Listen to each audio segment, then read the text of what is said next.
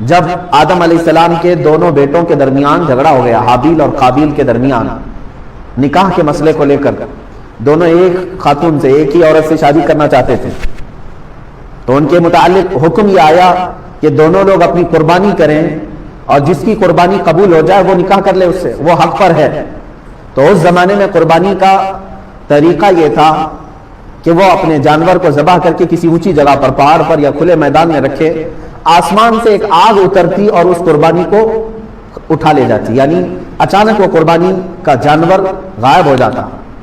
آگ اس کے اوپر آتی، آگ آنے کے بعد جل جانا چاہیے، ختم ہو جانا چاہیے، لیکن اس آگ کے اندر وہ قربانی کا جانور غائب ہو جاتا،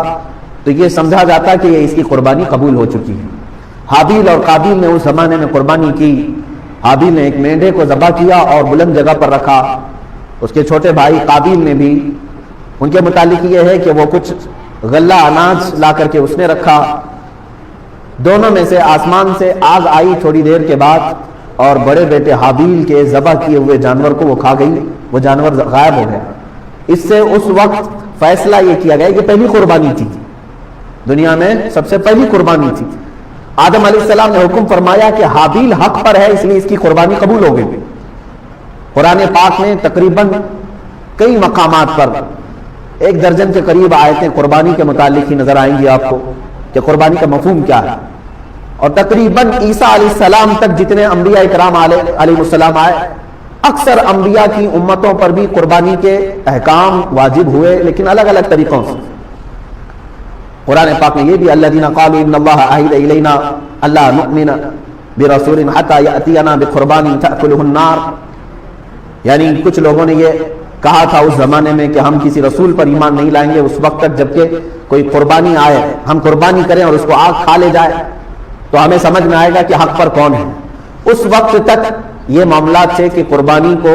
آسمان سے کوئی آگ آتی اور اٹھا لے جاتی اور سمجھ میں آتا کہ اس کی قربانی قبول ہے اور اس کی قربانی رد کر دی گئی۔ اب آپ یہ سوچتے ہوں گے کاش ہمارے اندر بھی ہوتا ایسا، ہم بھی اپنے جانوروں کو ذبح کر کے رکھتے، ہم بیل کو ذبح کر رہے ہیں، بکریوں کو یا پھر اونٹ کو، 3 ہی جانور ہیں ذبح کے لیے قربانی، مرغے مرغیوں کی قربانیاں نہیں ہوتی، لیکن ابھی سننے میں آیا ہے کہ جماعت اہل حدیث نے انڈے کی قربانی کو بھی جائز کہا ہے۔ سارے لوگ نہیں ہوں گے، ان میں سے بھی کوئی نرا جاہل ہوگا۔ بہرحال یہ قربانی کے متعلق آپ بھی سوچ رہے ہوں گے کہ پہلے کی امتوں کے لیے قربانی کرتے تھے تو آسمان سے آگ آتی اور اٹھا لے جاتی، کاش ہمارے اس میں بھی ایسا ہوتا، ہم بھی قربانی کرتے اور رکھتے، آسمان سے کوئی چیز آ کے اٹھا لے جاتی تو ہم سب کو بتاتے کہ دیکھو یہ اللہ کی طرف سے آئی ہے اور قربانی ہماری قبول ہے۔ عزیزان گرامی وقار، آپ تصویر کا ایک ہی رخ اپنے طرف سے سوچ رہے ہیں، یہ میرے رب ذوالجلال کا احسان ہے امت مصطفیٰ پر۔ رب ذوالجلال نے امت مصطفیٰ کے عیبوں کو چھپانے کے لیے، اگر میری قربانی قبول نہ ہوتی تو پورے معاشرے میں میرا چہرہ کیا ہوتا، اگر آج آ کر کے فلاں کی قربانی کو لے گئی اور میری چھوڑ گئی تو سب کے سامنے تو میں رسوا اور ذلیل ہوتا، 4 لوگ سب بتا کر کے کہتے یہ وہ آدمی ہے جس کی قربانی قبول نہیں ہوئی۔ اللہ تعالیٰ نے امت مصطفیٰ کے ہر عیب کو اس کی موت تک محفوظ رکھا ہے، چھپا رکھا ہے، قبول ہوئی کہ نہیں ہوئی یہ سب قیامت کے دن بتایا جائے گا۔ آج معاشرے میں تم سر اونچا کر کے ہی چلو، یہ امت مصطفیٰ صلی اللہ علیہ وسلم پر احسان ہے۔ پہلے کے امتوں پر یہ بھی معاملات تھے کہ اگر وہ گناہ کرتے تو فرشتے آ کر ان کے گھر کی چوکھٹ پر لکھ کر چلے جاتے رات کو کہ یہ آدمی نے کل رات یہ گناہ کیا ہے، کچھ کی پیشانیوں پر لکھا جاتا تھا کہ یہ فلاں آدمی ہے اس نے زنا کیا، وہ تحریر لے کر کے کس کے سامنے جاتا تھا۔